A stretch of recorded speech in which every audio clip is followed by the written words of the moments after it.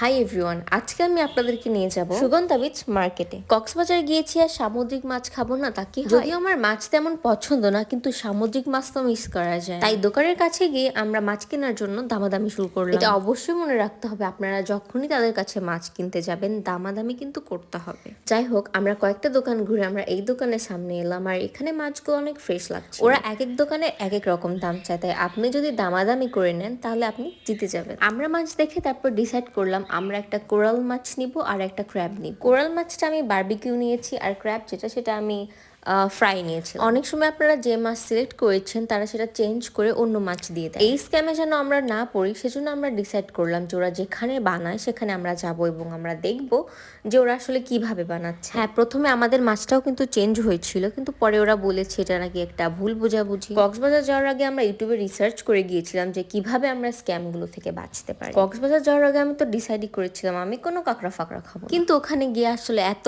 মাছের মধ্যে মনে হলো যে খাই, নতুন কিছু ট্রাই করে দেখি। কিন্তু আমি যা ভেবেছিলাম আসলে তা না, এটা খেতে মজাই ছিল আর আমার হাজবেন্ডের তো এটা অনেক ভালো লেগেছে। তবে যারা মাছ খেতে পছন্দ করে না তাদের কিন্তু সামুদ্রিক মাছ খাওয়া উচিত, কারণ এটা একদম আলাদা রকমের স্বাদ। কোরাল মাছের বারবিকিউটা বেস্ট। যারা কক্সবাজার যাবেন তারা অবশ্যই এটা ট্রাই করে দেখবেন। রাতের দিকে এই বাজারগুলোতে তো অনেক ভিড় থাকে, সবাই আসে সামুদ্রিক মাছের স্বাদ নিতে, তাই আমরাও সামুদ্রিক মাছ খাওয়ার এক্সপিরিয়েন্সটা নিয়ে নিলাম। ভিডিও শেষ পর্যন্ত থাকার জন্য আপনাদেরকে ধন্যবাদ।